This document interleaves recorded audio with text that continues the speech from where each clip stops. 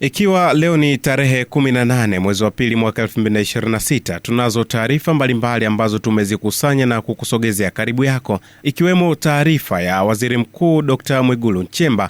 Amesema haikubaliki kwa watendaji wa serikali kupokea fedha za utekelezaji wa miradi kisha kushindwa kuzitumia kwa wakati, hali inayosababisha wananchi kukosa huduma na maendeleo yaliyokusudiwa.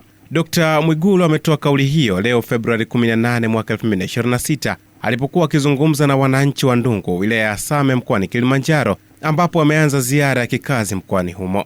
Waziri Mkuu pia amekagua maendeleo ya ujenzi wa barabara ya Ndungu kwenda Mkomazi yenye urefu wa kilomita 36 inayojengwa kwa kiwango cha lami, mradi unaolenga kuboresha miundombinu ya usafirishaji na kuchochea shughuli za kiuchumi katika ukanda huo. Twendeni tufanye moja ya ajenda ya muhimu katika vikao vyetu ni jambo la matumizi bora ya ardhi. Kwa sababu tukiendelea na utaratibu huu ambao tunataka kufanya wa kutaka tuishi kwa kujiachia kama tulivyokuwa tunakaa zamani, tutaenda kwenye mzozo mkubwa sana wa masuala ya matumizi ya ardhi. Kwa nini nasema hivi? Mheshimiwa Mkuu wa Mkoa, utakumbuka sisi tuliokulia vijijini, zamani ilikuwa ikitokea mifugo yako imekutoroka kidogo, umelisha shamba la jirani yako, la mwanakijiji mwenzako, la mwananchi mwingine hata wa kijiji cha jirani, tulikuwa tunatuma ujumbe hata kama muhusika wa shamba hakuona hilo jambo la kulishiwa shamba lake. Tulikuwa tunatuma ujumbe kwamba jana vijana wetu walitorokwa na mifugo, wamelisha shamba. Ilikuwa inafanyika kindugu, kwa upendo, kindugu, wala haukuwa ugomvi. Mheshimiwa Moleli yuko hapa, wanatambua haya. Wote tuliokulia vijijini, ilikuwa ukitorokwa na mifugo ukalisha shamba la mtu, hata kama mwenye shamba hakukuona, tulikuwa tunapeleka taarifa. Baada ya hapo mnaitana na wazee wawili watatu, mnapelekana kwenda kuona shamba. Yule aliyelisha yeye mwenyewe anatoa taarifa. Unatambua kwamba umekosea, unatambua kwamba umekosa, unatambua kwamba mifugo haitofautishi shamba na mimea ya majani. Wazee walikuwa wanaamua tu hapa, huyu mwenzako chakula chake, maisha yake yanategemea shamba, wewe umeshalisha lote. Inakadiriwa, tunafidiana na undugu unaendelea. Sasa hivi imezuka kasumba ya kiburi. Mtu anaona kabisa shamba, anaenda anasimamia, analisha kama vile analisha majani mengine. Hili halikubaliki, litatupeleka kwenye uvunjifu wa amani. Hii haikubaliki, na wala msibaguane. Kwenye nchi yetu kwa sehemu kubwa huwezi ukatenga wakulima na wafugaji. Hii ni jamii moja. Maeneo mengi wanaolima ndo wanaofuga, maeneo mengine wanaofuga ndo wanaolima. Tukifikishana hatua ya kila mkulima akimwona mfugaji aone ameona adui yake, na kila mfugaji akiona mkulima aone ameona adui yake, hatutakuwa na taifa, hatutakuwa na undugu tena tukifikishana hatua hiyo. Kwa hiyo maelekezo ya serikali, kila moja aheshimu mipango tunayopanga ya matumizi bora ya ardhi, na kila moja aheshimu kazi anayofanya mwenzake. Na ninyi wananchi, wala msichukue sheria mikononi. Nimewaelekeza wakuu wa mikoa, wale wote watakaofanya viburi serikali ishughulike nao. Taarifa nyingine ni kwamba kutokana na changamoto za matumizi ya mifumo ya kidigitali katika mifumo ya uombaji mikopo na matumizi yasiyoakisi fedha, bodi ya mikopo na benki ya CRDB imeendesha mafunzo kwa vijana wa vyuo vya elimu ya juu namna watakavyoweza kuendana na mifumo ya kidigitali. Mafunzo hayo yametolewa hii leo Februari 18 jijini Dar es Salaam na kuhusisha wanafunzi zaidi ya 200 kutoka vyuo mbalimbali hapa nchini, akiwa na lengo la kuwapatia elimu ya fedha. Wanafunzi hao yaliyoandaliwa na bodi ya mikopo kwa kushirikiana na benki ya CRDB pamoja na Smart Elite, mradi wenye lengo la kutoa mafunzo kwa vijana kufahamu namna mifumo ya fedha inavyoendeshwa katika ulimwengu wa kidijitali. Kaimu mkurugenzi mtendaji wa benki ya CRDB Frederick Shekanabo Amesema mradi huo una lengo la kuwatatulia vijana changamoto mbalimbali ikiwemo nyenzo na mawazo bunifu. Katika programu hii tunayoishuhudia leo, ambayo inalenga kuwawezesha vijana kidijitali, ambapo vijana wataweza kutatuliwa changamoto kubwa ambayo wanakutana nayo ya kuwa na vitendea kazi au kuwa na kitendea kazi muhimu.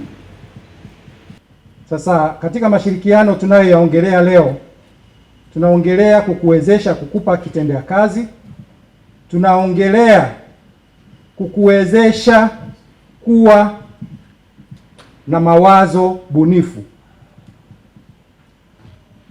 kukuwezesha kuweza kuwa na mbinu za usimamiaji wa utekelezaji wa mawazo, usimamiaji wa utekelezaji wa biashara au kuendesha biashara. Kwa upande wake, mkurugenzi wa uchambuzi wa upangaji mikopo kutoka Bodi ya Mikopo ya Wanafunzi wa Elimu ya Juu, Dr. Peter Mali, amesema bodi hiyo imetoa mikopo kwa zaidi ya Watanzania milioni 1.1 yenye thamani inayokaribia shilingi trilioni 8.5, na mpango huo ni kutoa elimu zaidi kwa vijana hao. Digital literacy. Kwamba sisi bodi ya mikopo prosesi zetu ziko fully automated. Kuomba mkopo, kupata pesa, kufanya marejesho, yote ni huduma ambazo unazifanya kwenye digital platforms. Kuna wanafunzi sio kwa sababu hawana sifa, wanakosa mikopo kwa sababu wanakosea katika kuapply mikopo. Kwa kulitambua hilo, kwa kushirikiana na wadau wetu wakuu, tumeanzisha program ya Invaju Smart Elite yenye lengo la kuwawezesha vijana kwa kuwapatia ujuzi wa kidijitali, elimu ya fedha, maarifa ya ujasiriamali, lakini pia na vifaa vya kidijitali. Hapa tunazungumzia laptops. Lakini kwa vijana wengi atakwambia mimi nina wazo, sina mtaji. Issue sio tu mtaji. It's your behavior, it's your character, it's your inner strength, it is. Lisungu David Kambona, Bongo Play TV, Dar es Salaam. Tukiangazia taarifa nyingine kutoka huko mkoani Ruvuma, meneja wa mgodi wa Jitegemee Holding upande wa nishati safi ndugu Bosco Mabena amewahimiza wananchi na wafanyabiashara kuchangamkia fursa zinazopatikana katika maeneo ya migodi ili kujiongezea kipato na kukuza uchumi wa mkoa. Wito huo umeelekezwa kwa makundi yote, hususan vijana na wajasiriamali wadogo, ili waweze kutumia vizuri rasilimali zilizopo kwa maendeleo yao na taifa kwa ujumla. Mabena ametoa kauli hiyo wakati wa uwasilishaji wa mradi katika Baraza la Biashara la mkoa wa Ruvuma, mkutano uliofanyika katika ukumbi wa Songea Club uliopo manispaa ya Songea. Amesema kuwa uwekezaji katika sekta ya madini umefungua milango kwa sekta binafsi kushiriki kikamilifu katika utoaji wa huduma na bidhaa zinazohitajika migodini. Hivi leo tumeshiriki kwenye hili Baraza la Biashara la mkoa kama Jitegemee, lakini Jitegemee Holdings pamoja na kuchimba makaa ya mawe, lakini ili kulinda ile falsafa ya Mheshimiwa Rais ya utunzaji mazingira, imefanya utafiti wa makaa ya mawe kuyaongezea thamani ili yaweze kutumika nyumbani kama nishati safi. Na hivi kwenye Baraza la Biashara leo tumeshirikiana na wafanyabiashara na wenye viwanda kuwaelezea juu ya hii nishati safi, na watu wengi wamekubali, kwa sababu ukitaka kuangalia sasa hivi utakuta mabadiliko ya tabia nchi yamebadilika kutokana na ukataji miti ovyo. Na Jitegemee Holdings kwenye nishati safi ni utunzaji wa mazingira.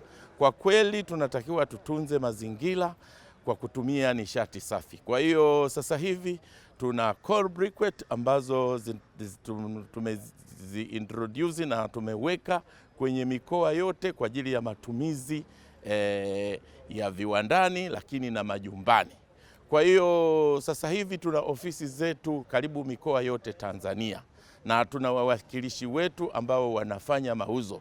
Kwa mkoa wa Ruvuma kwenye baraza la biashara leo jitegemee, tumemwambia mheshimiwa mwenyekiti ambaye ni mkuu wa mkoa atatupatia shule 2 ambazo ndani ya manispaa ya mkoa, lakini shule nyingine ni upande wa wilaya ya Mbinga kwa sababu ndo eneo ambalo mgodi upo.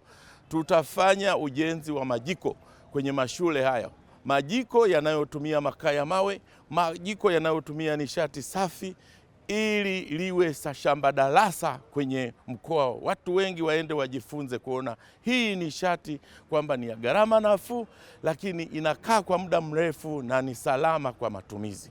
Kwa hiyo tunawashukuru sana wafanyabiashara wote, tutumie nishati safi, na wananchi naomba tutumie nishati safi ili kutunza mazingira. Kwa upande wake mfanyabiashara mdogo Rosemary amesema kuwa kupitia kikao hicho ameweza kutambua fursa mbalimbali zilizopo migodini, zikiwemo utoaji wa huduma za stationari, usambazaji wa maji, uuzaji wa saruji na vyakula.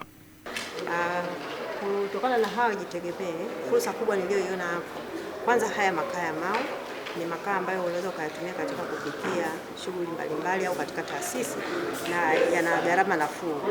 Pia hapa ni kiwanda, hao wana kiwanda na wana migodi ambayo wanachimba hii. Sisi kama wajasiriamali tunaweza tukapata fursa, kwa mfano kusambaza maji, kupeleka chakula, mambo ya stationery. Hizi fursa zote zinapatikana hapa. Kwa hiyo nawahamasisha wananchi wa mkoa wa Ruvuma kuchangamkia fursa hizo. Wale wenye uwezo waweze kuandaa viwanda vya maji. Maji tunayatoa nje katika Ruvuma, maji yanayopatikana ni madogo sana, hususani kule Mbinga. Kwa hiyo watu wenye pesa wawekeze katika masuala ya maji na wapate fursa katika viwanda kama hii. Pia wenye stationery na watu wanaosambaza vyakula, ni rahisi kupata fursa hizi, kupatia kipato na kuongeza pato la mkoa. Mkuu wa mkoa wa Mwanza Saidi Mtanda ametoa onyo kali kwa wafanyabiashara mkoani humo juu ya ongezeko la bei za vyakula na bidhaa zingine bila sababu za msingi katika mwezi huu mtukufu wa Ramadhani. Akizungumza na wafanyabiashara pamoja na maafisa biashara wa mkoa wa Mwanza, amesisitiza umuhimu wa kudumisha uadilifu katika biashara na kuacha tabia kutumia fursa ya sikukuu kuongeza gharama za bidhaa kinyume na sheria. Nimewaiteni nyinyi viongozi wa masoko yote ya mkoa wa Mwanza, lakini nimewaiteni maafisa biashara wote wa mkoa wa Mwanza. Nataka niwapeni ujumbe ili ufike kwa wafanyabiashara wote wa mkoa wa Mwanza. Kama mnavyofahamu, hivi karibuni Waislamu wa Jamhuri ya Muungano wa Tanzania watauanza mwezi mtukufu wa Ramadhani. Jumatano nafikiri Wakristo nao wanaanza Kwaresma. Sasa kumekuwa na tabia ambayo inajengeka miongoni mwa wafanyabiashara kwamba inapofika mwezi mtukufu wa Ramadhani wanaanza kupandisha bei ya bidhaa katika masoko. Sukari inapanda, mchele unapanda, maharage yanapanda, hata mchicha unapanda, viazi vinapanda. Sasa ujumbe wangu kwenu viongozi wa masoko yote, nimewaiteni kuwapeni salamu, na salamu hizi ni kuwataka wafanyabiashara wote katika mkoa wa Mwanza kuzingatia sheria. Aidha, Mtanda ameeleza serikali ya mkoa itashirikiana na vyombo vya dola kusimamia bei na kuhakikisha maslahi ya wananchi yanalindwa. Mwezi mtukufu wa Ramadhani kwa Waislamu ni mwezi maalum kwao makhsusi, lakini kibiashara ni mwezi kama mwezi mwingine. Kwa hivyo hakuna sababu wala hakuna haja ya kupandisha bei ya bidhaa. Lakini pia kwa kufanya hivyo, maana yake ni kutumia fursa hiyo vibaya. Katika kipindi cha mwezi mtukufu wa Ramadhani, sheria ziko pale pale, ni lazima zifuatwe. Na katika maeneo yenu wale ambao wanakiuka sheria, tushirikiane na maafisa biashara kuwadhibiti ili bei ya bidhaa iendelee kuwa pale pale. Sijui kama mnanielewa vizuri. Sasa wale ambao hawatozingatia sheria, sisi hatutakuwa na huruma nao, tutawachukulia sheria inavyotaka. Kwa hiyo ninawataka wafanyabiashara hususani wale wanaopiga muziki na nini, kipindi hiki pia kuheshimu imani za watu wengine. Kwa sasa tugeukie kwenye upande wa habari za michezo, ambapo waziri wa habari, utamaduni, sanaa na michezo Mheshimiwa Paul Makonda amefanya mazungumzo na balozi wa Qatar hapa nchini Mheshimiwa Ahmed Abdullah Al Dosari kuhusu ushirikiano wa nchi hizo katika uwekezaji kwenye maendeleo ya sekta ya michezo hapa nchini. Mheshimiwa Makonda amekutana na balozi huyo Februari 16, 2026 jijini Dar es Salaam, ambapo alimueleza namna Tanzania inavyoendelea na maandalizi kuelekea michuano ya kombe la mataifa ya Afrika AFCON 2027, akibainisha fursa za uwekezaji katika miundombinu ikiwemo malazi jijini Arusha, uboreshaji wa viwanja vya mpira wa miguu pamoja na kukuza sekta ya utalii. Kwa upande wake, Balozi Ahmed alisisitiza kuendeleza ushirikiano huo kupitia kubadilishana uzoefu, kuendeleza miradi ya pamoja itakayochochea maendeleo ya michezo, utamaduni, utalii, uwekezaji pamoja na uchumi. Kwingineko, kikosi cha Azam FC kesho Februari 19 watashuka dimbani kuvana dhidi ya Endowment FC katika michuano ya kombe la CRDB Bank Federation Cup hatua 64 bora, ambapo mchezo huo utachezwa majira ya saa 3 kamili usiku kwenye uwanja wa Azam Complex Chamazi. Tukitamatisha na taarifa ya mwisho kwenye upande wa habari za michezo, timu ya taifa ya wanawake Twiga Stars imeendelea kufanya mazoezi ya utimamu wa mwili kujiandaa na fainali za AFCON 2026 nchini Morocco. Michuano hiyo ya AFCON 2026 Women's Africa Cup of Nations inatarajiwa kuanza tarehe 17 Machi 2026 na kumalizika tarehe 3 Aprili 2026. Twiga Stars imepangwa kundi B pamoja na Afrika Kusini, Cote d'Ivoire na Burkina Faso, ambapo michuano hii pia itatumika kama kufuzu kwa kombe la dunia la wanawake la FIFA 2027 linalotarajiwa kufanyika nchini Brazili. Mwisho wa mkusanyiko wa habari zetu kwa siku nzima hii leo. Niwatakie Waislamu wote mfungo mwema wa mwezi mtukufu wa Ramadhani, na Wakristo wote niwatakie Kwaresma njema. Muwe na wakati mwema na usiku mwema pia.